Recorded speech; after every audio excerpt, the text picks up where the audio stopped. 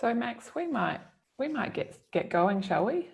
Yes, why don't we? We'll just start moving. And I think I'll just keep reminding people to pop into the poll if they haven't done it already. And again, for those that are watching video of panelists, I'm actually not sure about the other panelists, but I'm fairly certain it's the case. I've got a screen off to the right-hand side where a lot of the information about what's going on is. And so I kind of need that to be there. Otherwise, I can't see what's coming next. So I think what I'm going to do is I'm just going to pop the screen share off for a moment, because I think it would be nice to have, rather than a really boring slide background, here's the boring slide background, rather than having that behind the introductions to Max and I, perhaps just the two of us talking. So then it is then Max. We'll start with you. How about you do an intro of you and then I'll follow afterwards. Sure. I haven't really prepared anything in particular, but I guess I've been a community engagement practitioner now for over 20 years. When I started out, I felt so young compared to everyone else I was meeting at conferences in North America and Australia, but now it's been more than 20 years. My practice has kind of led me through to having a lot of involvement as in IAP2 and as a trainer and master trainer. And then I became really interested in things like appreciative inquiry, deliberative democracy, and I've been trying to kind of weave that into all the work that I do. More recently interested also in collective impact.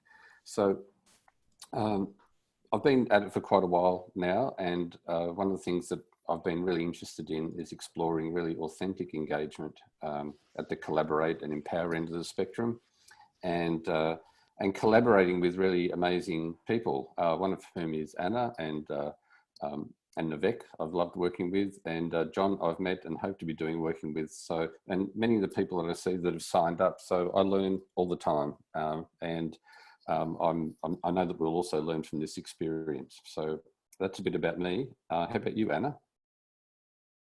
So I am a town planner by background. So the company that Martin and I work in, that we run, we're the bosses, is Shape Urban.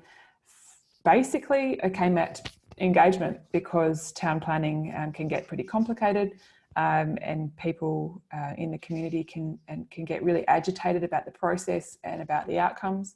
I kind of felt that there was a need to talk with the community with the technical knowledge of planning, and rather than asking some of the other people in my previous organisations to come on board and do that facilitation, I started doing it myself, and it's kind of grown from there.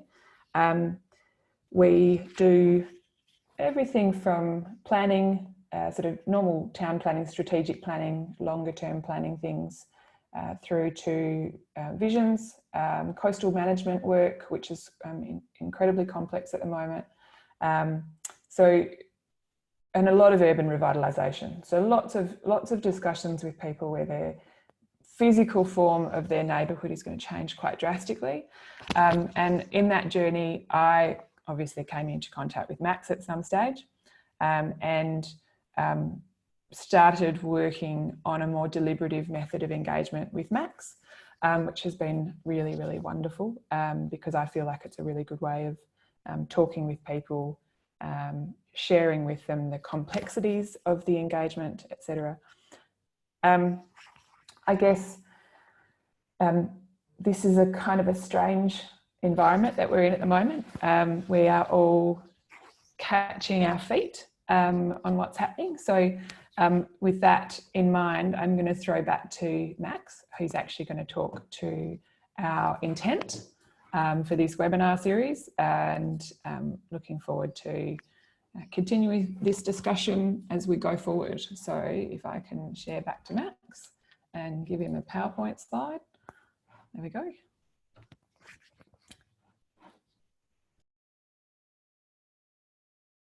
Max is on mute, so he's going to have to unmute himself.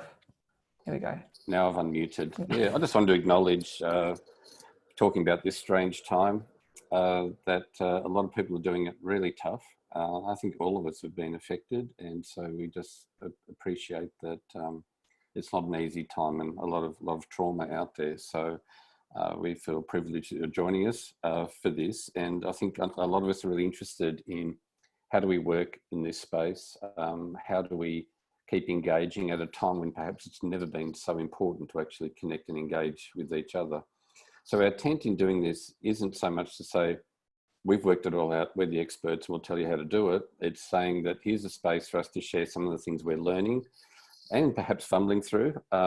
And Anna and I and many others are sort of finding themselves halfway or towards the end of projects. And we've had to adapt pretty quickly and try other ways of doing things. So that's something that we want to actually talk a little bit about.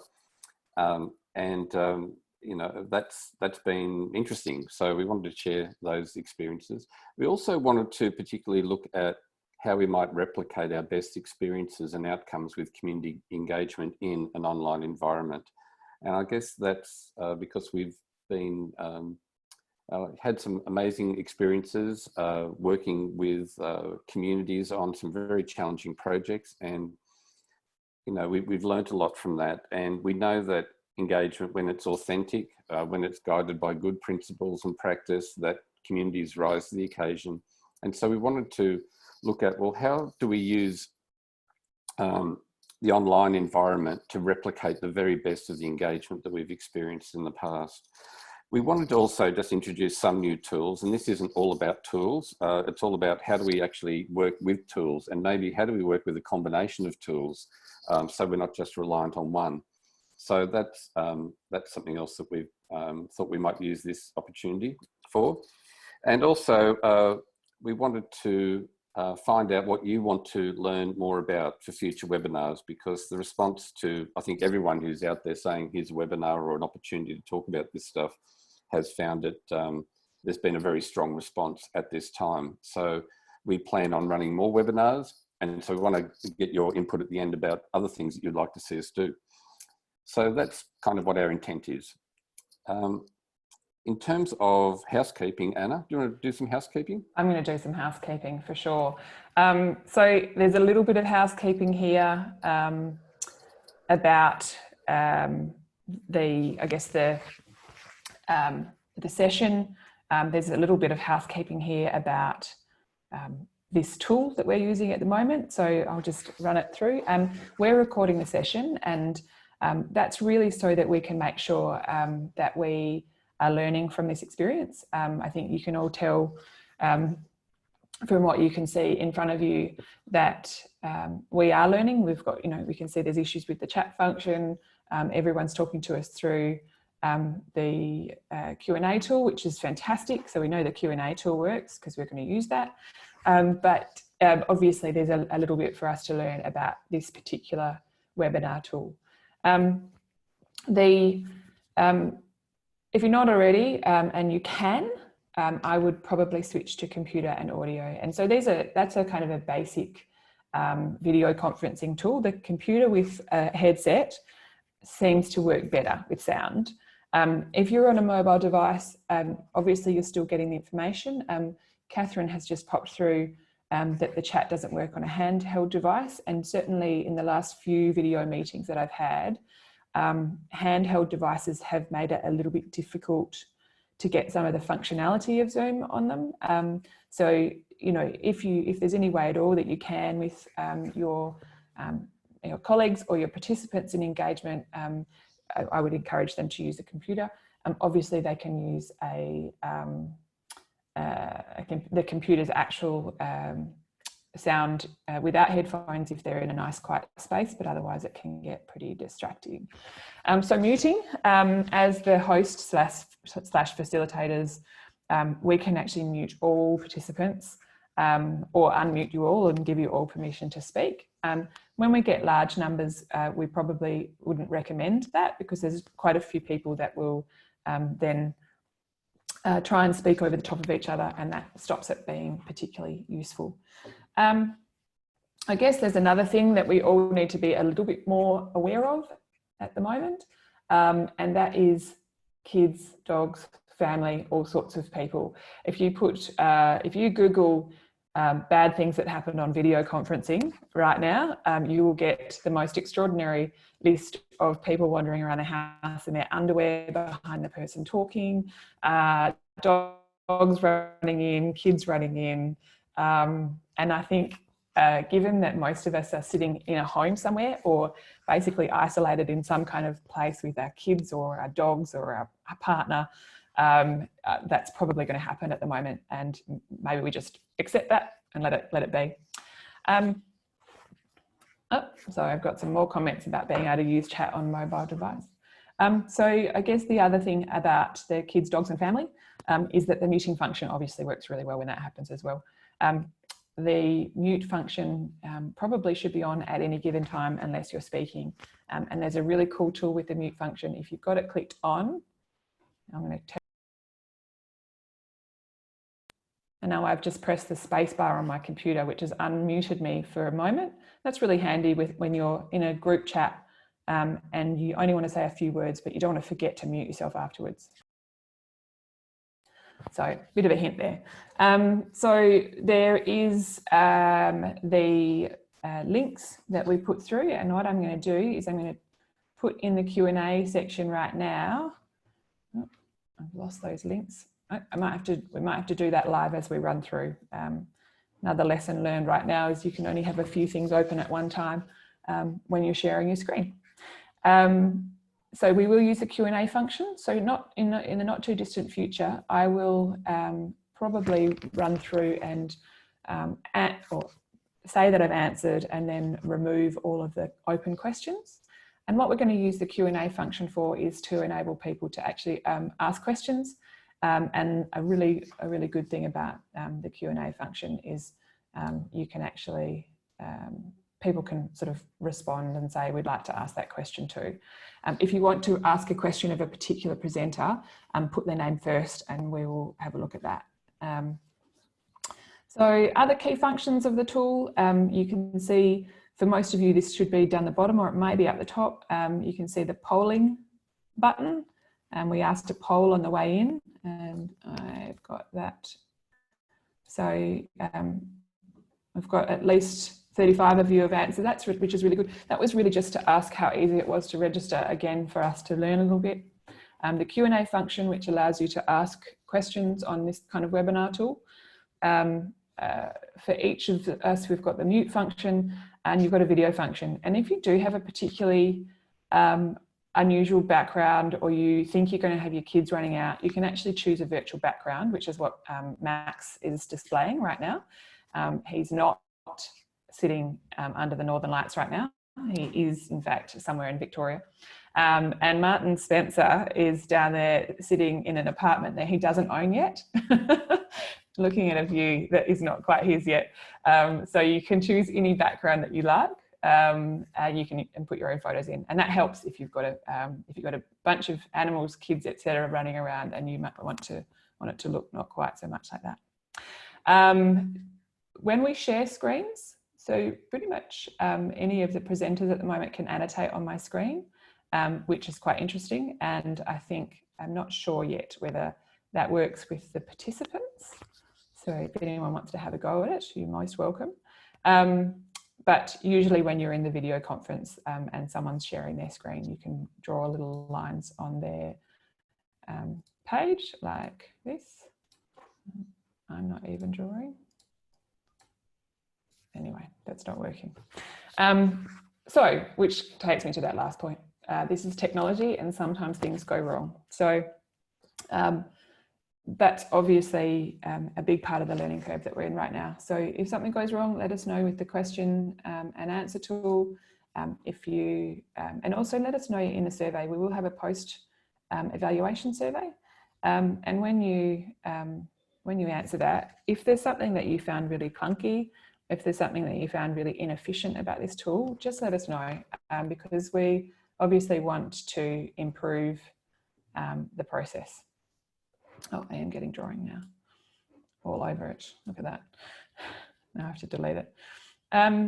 So I'm going to move on. We're going back to Max. Max is actually going to talk about his experiences, a couple of experiences from Max and I.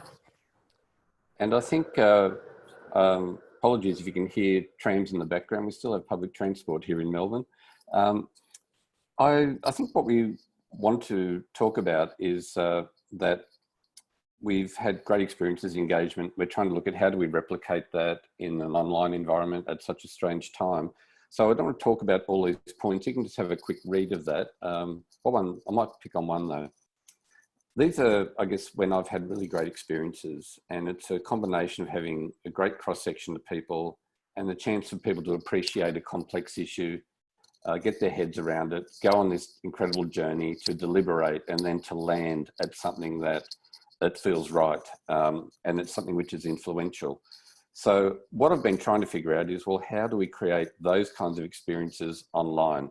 Now I do have a video, but I'm thinking, Anna, what I might do, because we started a little bit late and we've got Nivek and John to talk through their tools. I think we might just actually make that available to people afterwards to have a look at the video. Is that okay? So the video, I can see a picture of it anyway when we go to the next screen, is just an example of a project in Queensland. And it was very, very challenging, very, very nervous client. People got together, they learned a heck of a lot. It strengthened community. They come up with great ideas. It's being implemented. It's all the things that you sort of love to see in great community engagement processes. And I'm thinking, in this current environment, how do we do that sort of stuff online? And so there's been, many, many tools out there. And so I'm thinking, there probably just isn't one tool that does everything. Maybe it's how we use a combination of tools. But even more importantly, I think it's how do we apply principles of great practice to underpin online engagement. And that's the thing I'm wrestling with and exploring. So if we go to the next one, Anna, this is just an example of what I'm doing with one process, and Anna's going to share an example too.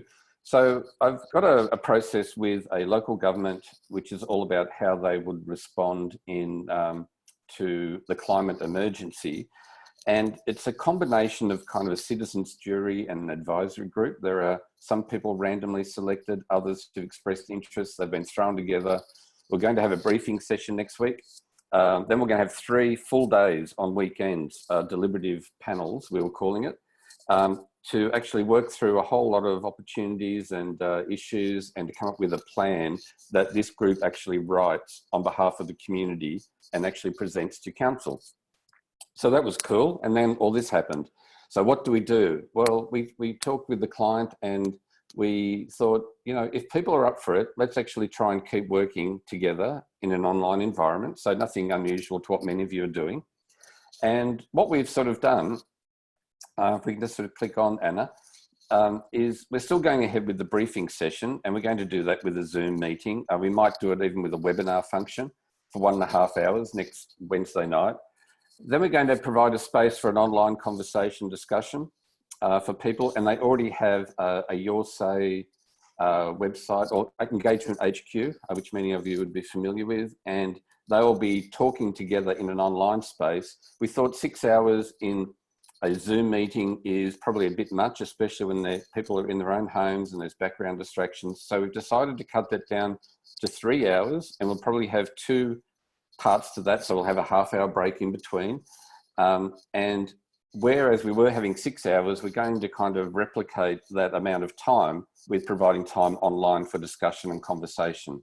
And so we're going to do that for a couple of meetings. And between the second and the third meeting, we're looking at using a collaborative tool, like a wiki type tool, for people to actually start writing the report together, and we'll finalize that at our final Zoom meeting. So that's just an example of how we're trying to sort of bring in the elements of deliberation into an existing project. So the kind of things I've been exploring with clients is, in terms of the experiences, it's kind of tempting to say, oh, we can't do that now, we'll just send a survey out. And we know that surveys on their own can be of limited effectiveness if we're looking at that kind of that journey, that deliberation, that appreciation of complex issues. And so some of the stuff I'm talking about with other clients is doing a webinar or a Zoom session before participants complete an online survey. So they've had the chance to have a conversation, to wrestle with some of the tensions and different perspectives. Another opportunity, and we'll hear from Nivek about Synthetron. You'll learn all about that soon. Synthetron seems to be a great tool for lots of people working in a designated period of time and come up with ideas and priorities. Using Poll Everywhere is a tool that actually, in conjunction with it, you can, and we'll do that later on, show you how you can use that. Whiteboards, Jamboards in conjunction with Zoom meetings to try and record what's going on. Especially good, I think, for smaller meetings. When I say smaller, up to 20 people using a whiteboard. So we're sort of using that more. And also using, looking at using Ethelo. We've got John to talk about that. So I find, from what I understand of Ethelo, that it seems to be a really good tool when there's been some options developed and the opportunity for people to sort of trade off different tensions in the online environment. And even though they're working on it individually, it really takes people on a journey to sort of realize that it's not just having a say, it's about actually trying to weigh up priorities, principles, and doing all sorts of things, participatory budgeting. So Ethelo seems to be a really good tool for that. And the reason we're talking to these today and giving some time for them is they're less well known, at least in Australasia. And we know that there are many other tools that people are familiar with here, with the Hive and with Engagement HQ and our say, many others. I'm going to get in trouble if I don't mention one. But anyway, there's lots of tools out there that are great and are being used. The thing I like about these is I think that they're actually being designed specifically to help people either to deliberate together or to deliberate on an individual journey. And that's why I'm actually interested in those. So that's all I wanted to talk about for now. And I'm going to flick back to you, Anna, to talk a bit about where you're at, what you're doing before we start looking at the tools of Synthetron and Ethelo. Cool.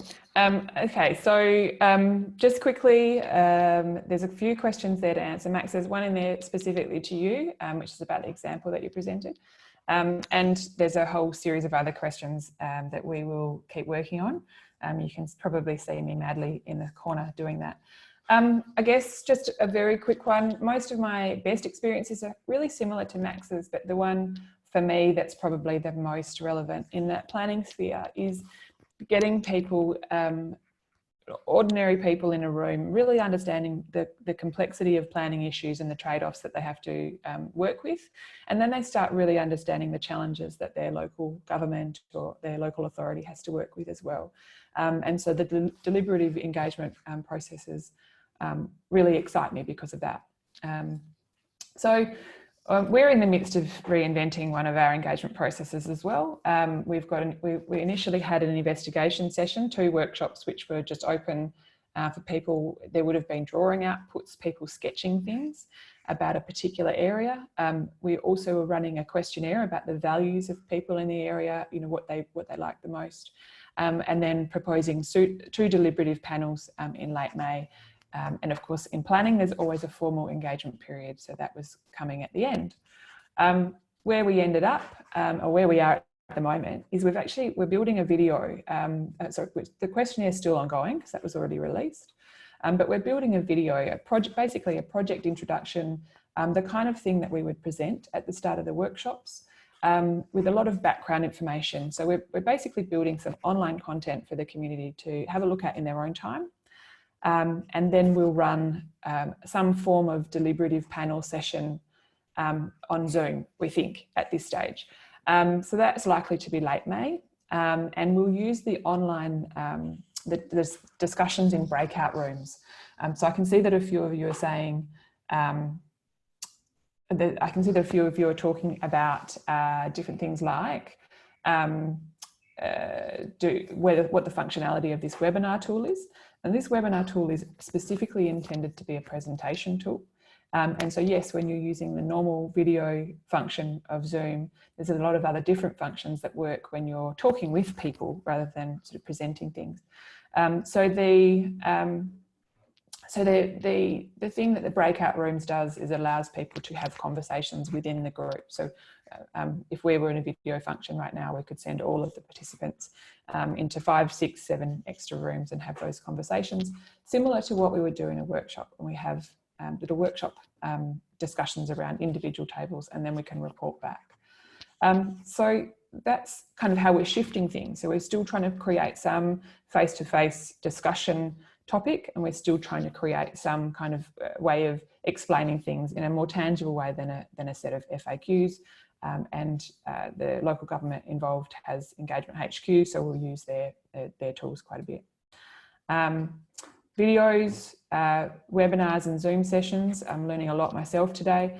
Synthetron annotation tools for shared mapping. So that's a big challenge for my business, is how do we talk about maps when we don't have a bit of paper in front of us and a whole bunch of texters. So my colleagues are laughing at the fact that I'm been removed from my texters. So that's an interesting thing for us to work through. We're going to move on to Synthetron.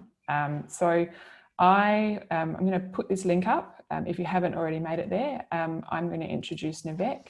I'm going to end this PowerPoint presentation and stop sharing. Nivek, I'm not going to do too much of an introduction of you. I think you are going to explain that very, very well yourself. But founder and director of Deliberately Engaging, she recruits many publics. So she's done several for me for deliberative processes. Her role in making sure those deliberative processes works is untold. I absolutely, completely and totally appreciate her involvement. So Nivek, I will let you take control of the screen. It's all yours. Thanks very much, Anna. Can people hear me? Yes. I just wanted to, before I share my screen to show you how Synthetron works, I wanted to just tell you a little bit about the platform. It's an online platform. You don't download an app. You just go to it straight to a web page. And it allows you to hold moderated interactive discussion with between 10 up to around 1,000 people at once. And at the end, it produces a report of the agreed ideas and solutions that have come out during the discussion. Running a Synthetron discussion is pretty similar to running a face-to-face engagement, except that people can't see each other. You developed a script with, say, 6 to 8 questions, which are based around your objectives for the engagement. Like you would do in a face-to-face situation, the script normally begins with something simple, a sort of, not necessarily an icebreaker, but something to ease people into the discussion. You move through the topics that you're seeking feedback on, and generally speaking, we recommend that the concluding question be a reflection on the discussion. For the moderator, you watch the discussion from a moderator screen, which we call the back end, and as well as putting in the questions and so on there, you can actually look over the shoulder of some of the groups and see how they're going and if they need to be prompted around the process, that sort of thing. I'll show you around the moderator screen in a moment so that you can see how you do that. You can ask participants questions before they come into the session from the landing page. You can show media during the session. And you can also, what a lot of people are doing, particularly recently, is running a Synthetron discussion in conjunction with other online tools. So for instance, after a webinar, to discuss the issues that have been raised in the webinar. And a lot of my colleagues are doing hybrid meetings where people move back and forth between video conferencing and Synthetron, sort of having short discussions as they move through a range of topics. One of the special things about the Synthetron software is that it puts people into virtual, small, overlapping groups. So even if you had 100 people, you wouldn't be talking to 100 people. You'd be in small, what we call tables. And as people have their discussion and what we call score, indicate whether they agree or disagree with other people's comments, the ideas that gain traction in one group are spread immediately to the other groups. So instead of having a report back at the end of a discussion, the report back, in a sense, is happening in real time. And the people, when it goes to the other groups, those people indicate whether they agree or not. So that's how it runs. Now, today's mini session will include a poll and one question only, because obviously we don't have a lot of time. I'll share the moderator screen with you now via Zoom and show you around how that works. And then I'll run through the actual session and show you how all of that works. So I'm going to go first to the, just quickly to the screen where you set up the session. So let me just go back to here.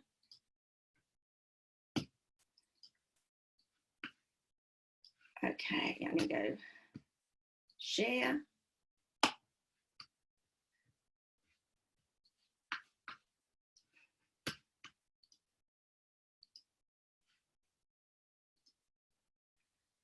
So now I think you can see this screen. This is the screen where you set up the, it's the dashboard for the webinar. Here's where you can set up the landing page. If you see this, it goes edit. Oh, it wants me to sign in. There we go. And this is where I can set up, and include logos and so on. So I'll go back to the dashboard. Yeah. So I can do questionnaires, before and after questionnaires. I can get the questionnaire results. So I won't keep you on that one. This here is now the moderator screen. So this is where I actually, as a moderator, put in questions. This prober question is where you can test a hypothesis if you want to see whether people agree with a particular topic, because, for instance, your client thinks that everybody thinks something and you want to find out. This section of the screen here shows you what's happening, how long the discussion's been going. The heartbeat shows you how quickly people are participating. That gives you a bit of an idea if you need to slow things down.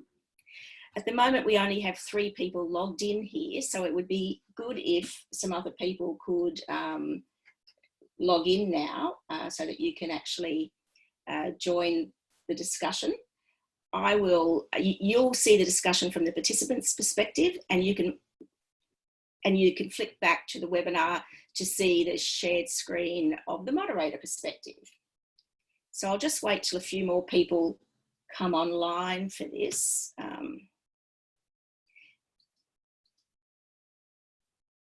So I'm sending a moderator message, just letting people know a little bit about how to participate in the process, and that's something that you can do during, at any point.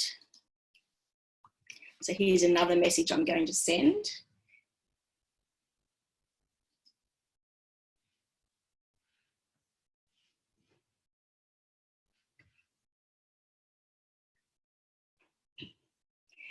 So we've got 8 people registered, and there's around 40 participants in the webinar. So perhaps if a few more people can get online, you'll find that when you go onto the landing page, the first thing it does is take you to a question.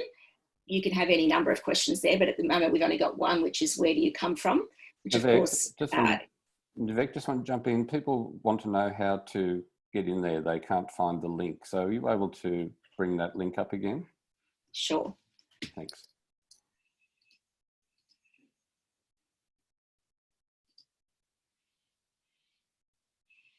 I'll just...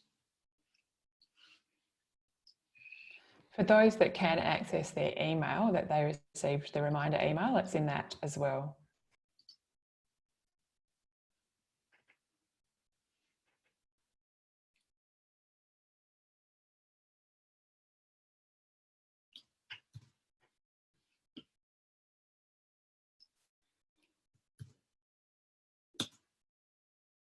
I've shared the link in the Q&A in response to a question from Christine. So if you want to go there. So we've got 12 people now. If you can see on the screen that I'm sharing, under the people, there's 13 people there. So the S is for synthetrons, which is what we call comments, ideas, suggestions that have got a lot of agreement. The X is to sort of tell you how the thing's going, how many comments haven't been scored yet. The people is the number there, the little person. The heartbeat is how quickly the discussion's going.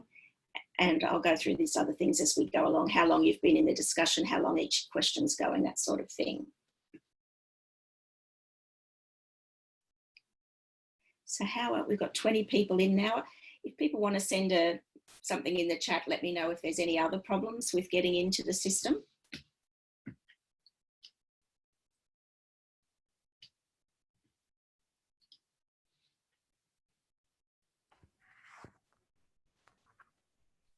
As you go in, I'd suggest, if you haven't already had a chance to watch the video about how the participant side of things operates, that you actually just quickly read through the slides that come up at the beginning of the session.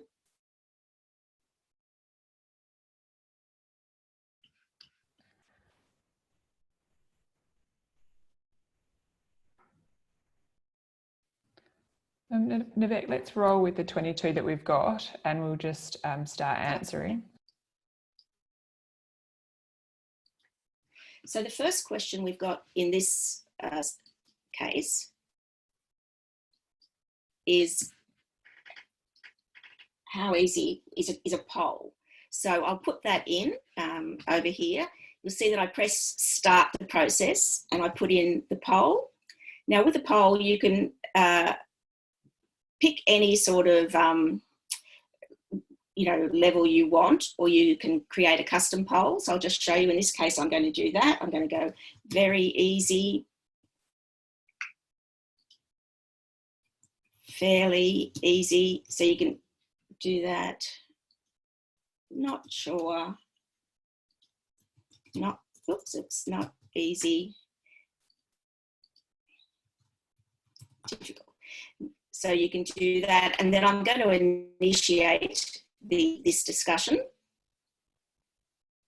And we'll just run through the discussion, and I'll come back and show you some other aspects after we've had the discussion so that you can actually concentrate on that.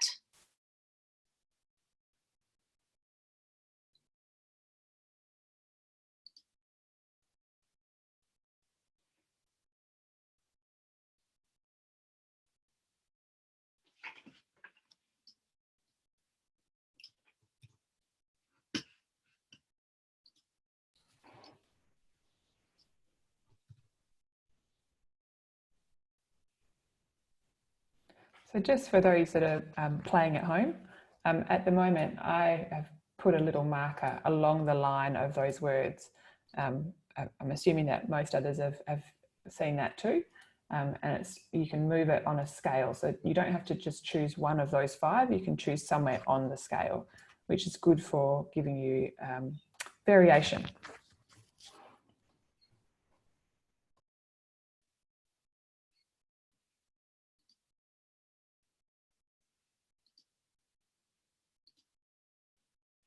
So if you want to have a quick look at the webinar screen, you'll see that I can see the voting that's coming in, if you like, in the poll.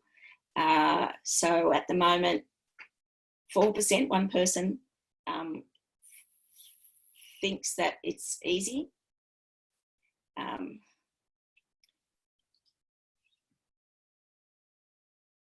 we've gone to the next question.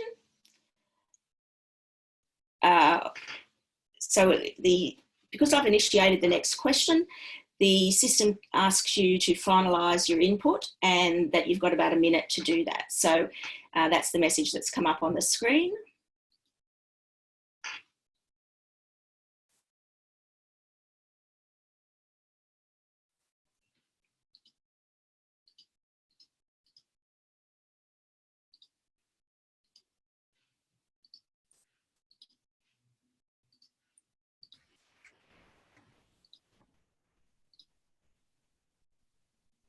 And so Nivek, I've put an answer in there, and somebody has slightly agreed with me. So you can see how other people getting involved can make a comment on what I've said. Yep. So as you as you sort of look at what other people have written, you can click on their response and then add to that, build on their comment if you'd like to, or you can just put in your own comment.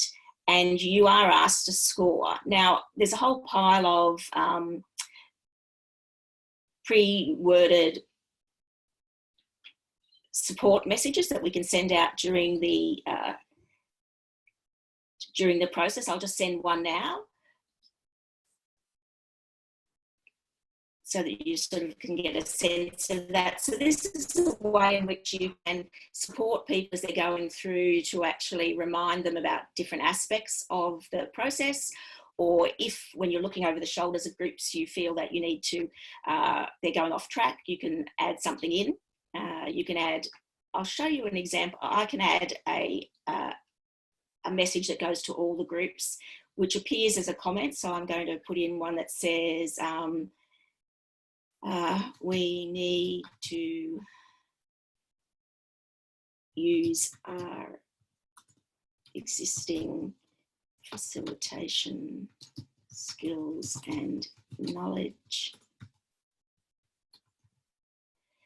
in the new environment. So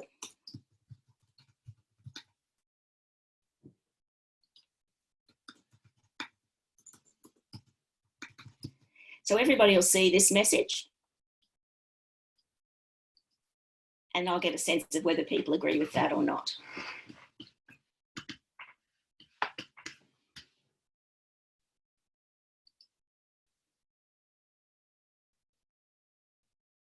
So we're now starting to get some what we call Synthetron, which are comments, suggestions, solutions that a lot of people agree in. So you can go into your screen at the top and see those if you want to take the time out from the discussion. I can see that people have started to, build on other people's comments, which is a good thing. At the moment, there's 86 messages that haven't been scored, which can be a bit of a problem because it's hard to move on in the discussion. So I will... I think, Nivek, that's probably, and this is worth sharing with everyone, that's a function of the fact that everyone that's doing this right now is not in the same place. We're in different rooms. So in the room that I'm in, there's a few comments and a few responses. Yep. But other people will be seeing different comments and different responses. Exactly, yeah. Exactly. And that, for those that don't know, I ran one of these sessions with Nivek on a big built form project, and that enabled 70 odd people to participate in a discussion that couldn't come to our deliberative sessions.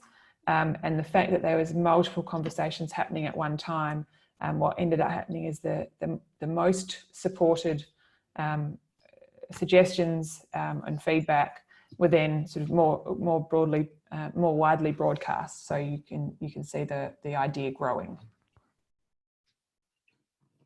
One of the nice things that you'll have gathered with this is that the process is anonymous. So at least for the discussion part of this, if you combined it with a webinar, people would know who was there. But people don't know who's making any individual comment. And it makes it quite an egalitarian process because everybody's ideas are in the same way as everybody else's. There's nobody trying to grandstand. There's nobody who's got a following that therefore can sort of, anything they say gets supported, gets a clap, whatever. It's really focuses people on the actual ideas that are coming out rather than who might be saying them, which, can be quite a good thing. A bit different to face-to-face, but, it is a benefit of this online tool. So I'm going to go, we've got a number of Synthetrons now. On the webinar screen, you can see them where people have actually started to, come up with ideas and solutions that have got support. At the end of the session, I can immediately produce a report of all of the agreements. Now, in a normal, say, hour-long session, you would have, numbers of agreements and numbers of topics. And then, I can produce a report immediately, and I can also do a deeper dive into the data if I want to. So look, we might wind up there if everybody'd like to take a moment to score or make any last comments, because we will print this out and share it with all, share it electronically with everybody, not in print. So I wind up now, and then I'll hand it back for the next presentation. And I'm more than happy to provide more information, or you can go to my website. So I'm just going to go 30 seconds and then I'll close it down.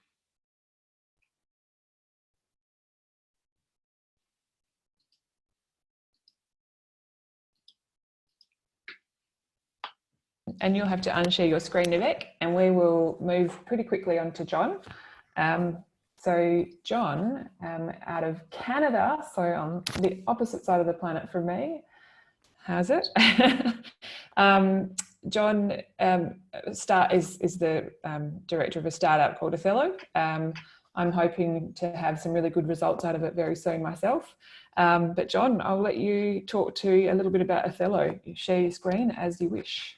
Sure, it's a pleasure. Thank you very much, Max and Anna, for inviting me to be here. It's a pleasure. So I'll share my screen. What I think I'll do is just give a bit of an overview of Ethelo, maybe take 3 or 4 minutes to give an overview of what we do, and then walk you through a sample project so you have an idea of how the technology works. So Ethelo is a social enterprise. We actually began as a nonprofit organization about 8 years ago, dedicated to empowering people to solve problems using online deliberative decision-making processes. And out of that, a technology company emerged. And so we've been providing this technology for clients for about 7 years now. Ethelo is an online platform that allows large groups to solve complex problems together. And we work with a number of different levels of government. We're an official supplier of the Canadian government, and I have some quotes from Canadian government departments that have worked with us in the past. Altogether, I think we work with about 150 clients at this point, mostly governments, a large number of them municipalities, I think about 110 local governments so far, but not just local governments, public corporations, health authorities, school boards, and also some private companies that want to do stakeholder engagement on decision making. And we also have some Australian clients too. So we work with Newcastle on their community plan last year, and I think we have a number of other engagements coming up. I think it's important to contextualize Ethelo. There are many different kinds of technologies for engagement. So this is the IAP2 spectrum, which many of you will recognize. Our strength is on the right side of the spectrum. So we are very much focused on deliberative decision-making processes where participants can engage on kind of, again, more complex, nuanced problems and identify outcomes that will have broad support. So evaluating options, weighing priorities, doing trade-offs, making choices, and hopefully landing in some collective decision at the end of the day. And you'll see how that works. So we do a lot of community work. We work on community plans, participatory budgeting, a number of different kinds of budgeting processes actually, project design, evaluation, a lot of public policy work, and we work with political parties as well and elected politicians. We also work inside organizations and sometimes government organizations around strategic planning, governance, finance decision-making, change management, also a fairly broad range. Most of our work, however, is in the public space, working with communities and primarily local governments. So with that kind of overview, very briefly, I'll give you a walk through a project. And so this is a park design process. I hope you can see my screen. And generally what happens is, so again, and by the way, there's some clicking happening in the background. I wonder if, so generally what happens is a client approaches us, we will design and implement a custom workflow for their decision process. So this is going to be a custom workflow for a park design process, but I have a couple other demos up as well. And if anyone wants to go and check it out themselves, by the way, you can see in the top left, it's parks.ethelo.net. So you can, play with around yourself later if you'd like to try it. And I'm going to kind of walk through what the participant experience would be. This is what a participant would see in going through a delivered process around a park. A park design is a complex problem. And it's complex because there's lots of options, lots of ways we could build the park, and it's also a constrained decision. So we have some limits. In this example, we have a $1 million budget and a 500,000 square foot lot that we have to work with. So we have to design a park that's going to fit within those constraints. And you'll see kind of the participant journey is going to be about them designing their own ideal park and then seeing what the community, what kind of park design would be broadly supported by the community. So we kind of go through, down the left-hand side, you see the menu, all the different pages, and then essentially the participant just goes click next through all the different pages. And so here there's a little explanation page. We can have all sorts of different kinds of content pages to explain to participants how it works. So, you know, there's some granular detail here, there can be videos. And then people get into the nuts and bolts of the decision-making process. And I've gone through and voted on this one already, so you see that, but I'll explain it. You see on the left, we've broken the options into 3 categories. There's trees and garden, children's recreation, and general activities. So a participant will basically have an opportunity to read about the different options. And here we just have a picture, but we can have text or videos or what have you. They can see how much it's going to cost and how much square footage it's going to take in the park. They can vote on it.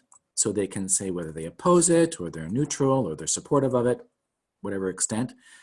They can comment on that particular feature.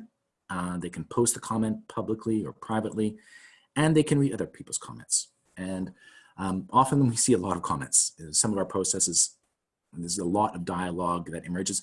It's quite interesting dialogue because a lot of the conversations are focused on individual ideas that are being presented. So there's a conversation here happening about the gardens, and then there might be another one happening about the next stop, an urban forest, which has a different cost. It's going to require a different amount of space in the park. And as I vote on these things, you see in the right-hand side, I have my dashboard.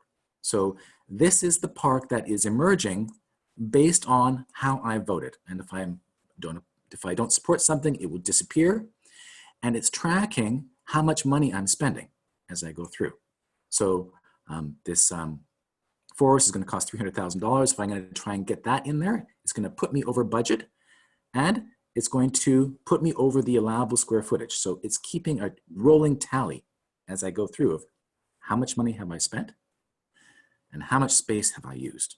So the participants kind of go through these different options, and I won't go through them all. There's a number of them. I think there's probably 30 different options here, divided into these 3 categories. Children's recreation has got a bunch of options as well, jungle gym, etc. And then under general activities, we have some baseball fields, different kinds of amenities around general activities there.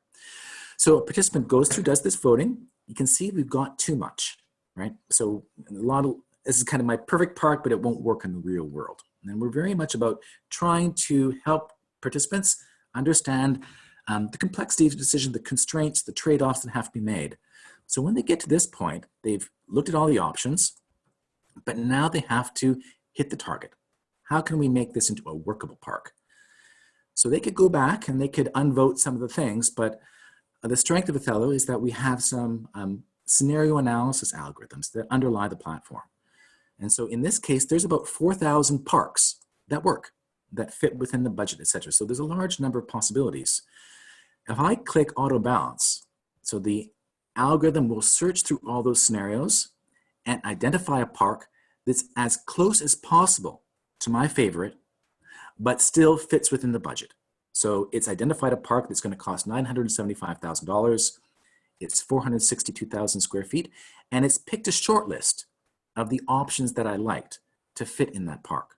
So I've hit my target, but it may not be exactly what I want. So here on this park, this page, I can weigh my trade-offs. So I can fine-tune my park design by indicating what different areas are most important to me. So I see I have a lot of children's recreation here, and not too many general activities. So I can reduce the importance of the children's recreation and increase the importance of general activities.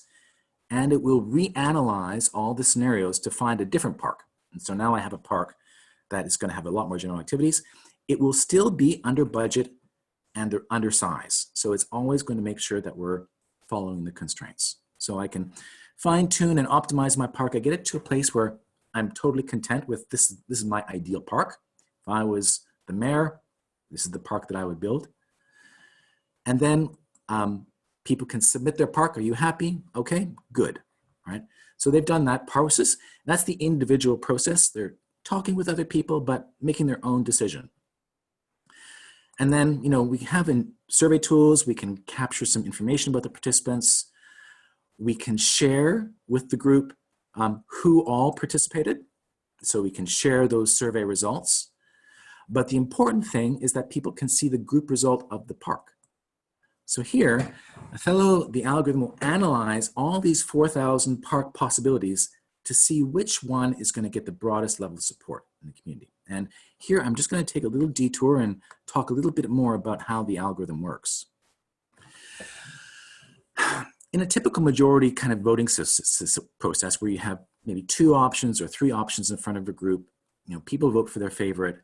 And in the end of the day, you know, there's going to be some people that are very happy with the outcome and some people that are inevitably going to be unhappy with it. It wasn't their favorite choice, a bunch of people in the middle. And that kind of resembles the graph on the left. You know, that is generally the outcome of a majority vote process, a divided group. You know, there's winners and losers. You get a kind of a polarized outcome as a result. What the Ethelo algorithm does when it's analyzing large group participation is it searches through many scenarios, not just 2 or 3 possible outcomes, but in this case, thousands. And it tries to find one that's going to have a broad support, where people on their group are as equally happy as possible, where satisfaction is distributed fairly. So it tries to find outcomes that look like this in all the scenarios. So if I go back here, that's what it's done in this case. So in the park example, it searched through these 4,000 scenarios to find a park that has a very high approval rating. So I was actually able to find one that has 100% approval. Everyone would like this park out of 167 people that have voted. It fits the constraints. So it's under budget, it's the right size. And then we can see all the elements that would comprise that park. Some trees and garden, it's got some children's recreation, got a picnic area. So this would be a park that a local council, you know, could do this process, and then we land on a plan. Here's a good park, and we know already that it's going to get a broad level of support in the community. And also, all the participants have also had a chance to see the results of this as they're emerging. So it builds buy-in in the community as well. And there's lots of research now that says that people will support outcomes that may not be their favorite if they feel that they were included, that their voice was heard, that it was a transparent process, objective process. If those check boxes are ticked, then you can get very broad support in a community. And so that's really what we're trying to achieve, is around these complex decisions, how can we take people through a learning process where they're working with trade-offs and identifying outcomes that will have as broad a support as possible. I haven't been watching my time too closely. I have another couple of examples I could share, but I just want to pause there. Anna? Yep, that was great. Okay. So I think we will, but it feels to me like this is probably something that could have some value, which we'll find out in the post-evaluation survey as well if we do it again. There's a few, what I think we need to do, John, I think we need to wrap up because we're very close to, well, we are a little over the end time here. There's a couple of Q&As in the Q&A thing that I've left open because they were direct questions or comments. And I think perhaps if we can just quickly run through those, that'd be really great. I'm going to respond to Sam Walsh at the top there. He said, do you feel the community is ready to keep on engaging in such an unknown space at present? Look, Max and I had a long conversation about this the other day as well. There is some real challenges to people getting involved right now. And I think you have to be really sensitive towards regarding what it is that you're engaging on. And we've got some clients which are putting things a little bit on slow, which is the right thing for the project. Vision projects, for example, that don't have an urgent response requirement. I think that's okay at this point.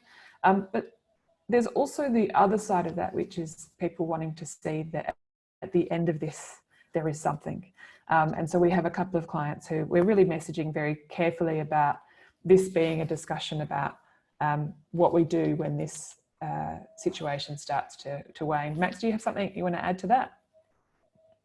Yes, am I on? Can you hear me? I can. I can't remember if I was on mute or not. Okay. Yeah, it's interesting. I've found incredible willingness to try and find ways to keep going on things. And I think that kind of is important psychologically, because we know that one of the things that contributes to a lot of mental health issues at times when, like we're having now, is the sense that you can't actually do anything. You can't actually influence what's going on around us. And so people seem to have jumped into the opportunity to be engaged. And it's, I guess what they're bringing in isn't just themselves around a particular issue. They're bringing themselves in with their need to connect and just wanting just to keep going in the hope that we can start making progress on issues that are important.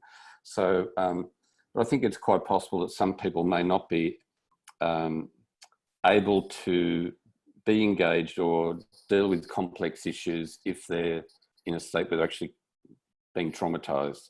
And so one of the other things that's happening as a result of people being engaged in these issues is identifying people who are really struggling and finding other ways to provide support to people. So it's interesting how this other thing is happening on behind engaging about a particular issue, and you find out actually we're talking about how we can coexist as a community and look after each other. And so some of that other stuff seems to happen as well, we're finding. So it's different for everyone, but I think people seem to be, and clients included, seem to be trying really hard to see how they can keep their projects or their processes ongoing so that people have a sense that we are still shaping things and making some progress. There's a couple of questions there for you, John. Do you want to have a crack at the ones that are asking specifically about Ethelo? Okay, sure. Sorry, I haven't watched the questions. Which one would be a good one for me to address? Oh, when people comment, can they talk to each other?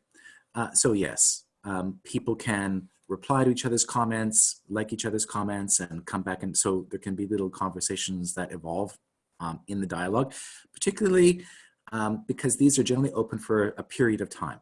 So generally an engagement is open for 2 or 3 weeks, and people can either come in as guests or they can register, and they can come back and kind of engage with each other over that period. So it's kind of like, analogy is like a town hall, but a town hall has been custom designed for a certain decision process, and people can have all these different kinds of conversation. The next question, is there a database with 4,000 parks in it? Or does the client need to identify these? No. So it's a very good question. What happens is we've identified the options that can go into the park, and we've identified the rules that need to apply, the budget and the size, and the algorithm builds them automatically. So we start with maybe, even in this case, I think it's just 25 options and the rules, and the algorithm generated the 4,000 scenarios internally. And that is kind of what the algorithm does. So and in some cases, there can be millions of scenarios. If you're dealing with complex, for example, budgeting processes where there's lots of different spending levels, there can be a huge number of scenarios. The algorithm will generate them automatically and do that search by itself. So there can be very large numbers of scenarios.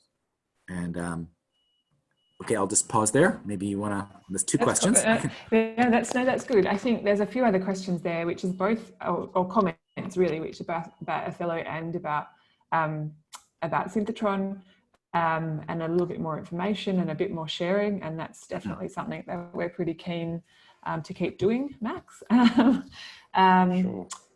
And I hope that this is a good little intro into the process of what we all might do and some of the tools we might use. Max, we might just roll up on that poll everywhere, but before we get to that, we are really keen to continue these conversations. And I think today's webinar has made it really clear to all of us panelists the difference in functionality between the different parts of Zoom. So the conversational part of Zoom in the video conferencing does have a lot more functionality. And I think that's because it's set up to be a conversation, whereas this webinar function is set up to be a presentation.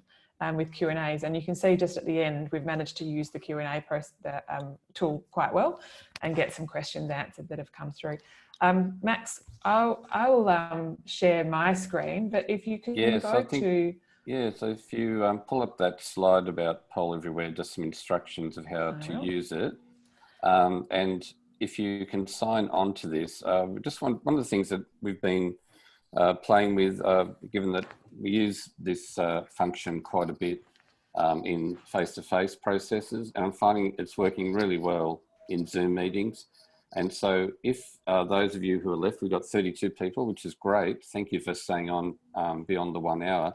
If you can actually just navigate on your phones or iPads, you can do it on your computer too, to pollev.com/webinar1, a question will pop up for you. Oh, we lost the screen share there. That's all right. I'm switching to the answer. Oh, okay. So I think people might need it a little longer, but there it is up there. See it's at the top. pollev.com/webinar1. So the question that will pop up for you is, what one word best describes your experience of this webinar? So here's a way for us to all see responses. And we've got a couple of other quick questions we're going to poll you on too. Oops. So, oh, what happened there? You put on a different setting there. I moved to, yep, I moved to moderate.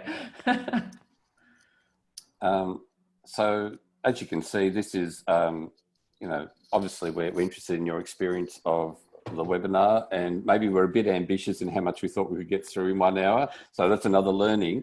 And it's just interesting, and we're talking a bit about that question about to what extent are people sort of up for engaging. That I'm finding that just checking in with people at the moment takes a lot longer, as it would if we were meeting face to face, but because of what's happening in the world right now, they're just doing the intros with people. I had a 1 hour meeting the other day with a bunch of people, and the I wasn't facilitating it, but the check-in actually took the whole hour, and we decided we needed that time just for people to talk about what they're going through.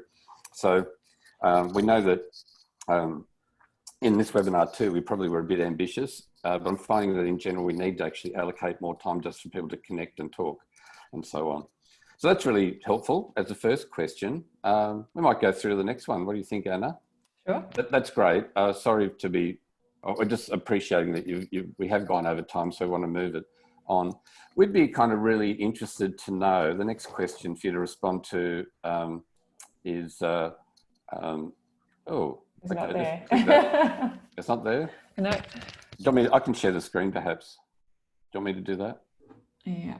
Hang on. Oh, so, there we go. There we go. One? Next question. Yeah. What's been the most useful insight you've gained from this webinar? So that'd be also helpful feedback for us. If you could respond to that. This is just in the open text box setup, and you can type a sentence. You're not restricted to one word, and put a sentence in there. That's helpful, I think, for all of us. And then we just got one more question after that.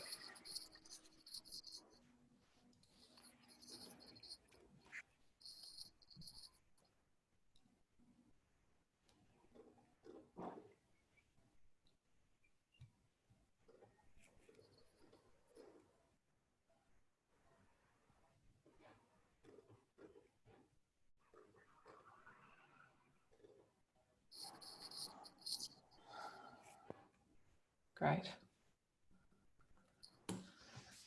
That's terrific. My list, just so we're clear, Max, my list of useful insights is extremely long. Yeah, same. Lessons. So hopefully all of the participants, you're all experiencing what we're experiencing. We're hoping that you're learning all the lessons that we're learning as well, because certainly there's some functionality things that I thought worked a bit better when I was trialing it with a much smaller group.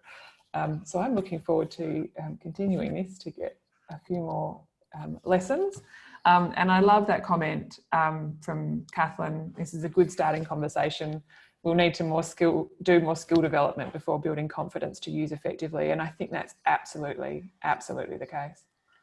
Yeah, I think that one of the things that I've been learning as well is at this time of rapid learning, people seem to be very gracious and quite patient with technology because they know all of us are learning to do this and do it differently. And I think it's interesting that whereas, you know, something goes wrong in a face-to-face meeting and people may not be quite so tolerant and think you haven't got your act together. But at the moment, I think everyone knows we're trying to do something different and to make it work. And I've been quite surprised and really pleased and encouraged by how gracious people are when something might be a little bit clunky, but there's people understand and appreciate the opportunity to keep going. All right. I might just flick to that next question, Max. Yeah, the last one. So this is something, if you have a moment and you don't need to run immediately, if you can answer this one. If you don't and you need to go, we will include it in the survey anyway. We do intend to keep these rolling. We do intend to keep showing you how many mistakes we can make on one single conversation. But also to keep discussing some case studies, and as we unfold, to bring you some of the outcomes of the way that we're reforming our engagement during this time frame. And I think somebody else has made the comment in one of the polls that there's an opportunity here to learn some really good tools that we actually still use well beyond the end of this this time when we're not meeting face to face. True. So with this poll, you can also vote each other's suggestions up or down, depending on your level of interest. We're quite keen to run more webinars, and I think we're trying to look at that mix of let's learn about a new tool or a new platform, but let's also talk about how can we get clever in redesigning processes, which maybe means we use a few different tools. And we don't want to be too much about tools, but also we think that's important, but it's also how can we use them really cleverly, authentically to do really good engagement. And so that's kind of what our focus is about, and learning as we go. Yeah. So we might wrap it up here. Yes. We will send a survey out. We will send links to the PowerPoint. I'm going to check out the quality of the video. If it looks really good, we will link you to that as well, so you can see that. And we'll send you any of the outcomes of these particular tools and polls, so you can have a look at those. We sent a survey link in the reminder email for if you want to register to be emailed about future webinars. So please respond to that. If you want your name on the list, then we can get to you directly rather than through LinkedIn, Facebook and Twitter, etc. So I guess at the moment, final sign off, thanks for coming and spending some time with us. Nivek, thank you so much. It's always a pleasure, and I think we definitely have the hint that you might need to do some more of this. John, thank you so much. I know it's going to be the end of your day, but we really appreciate it. And I think also it looks like people are pretty keen to see a bit more about Ethelo too. So, and Martin, thank you. I hope you've been monitoring everything behind the scenes so that you can tell me all the things we did wrong. I think we'll let you go. You can see on the poll right now that you can upvote and downvote. And how about we leave that? We can leave that up for like 10 minutes if people want to keep adding and voting.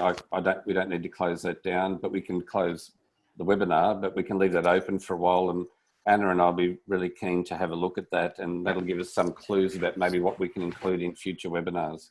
Yeah, absolutely. Thanks very much, everyone. Enjoy the rest of your day or night. Thank you. All. Okay.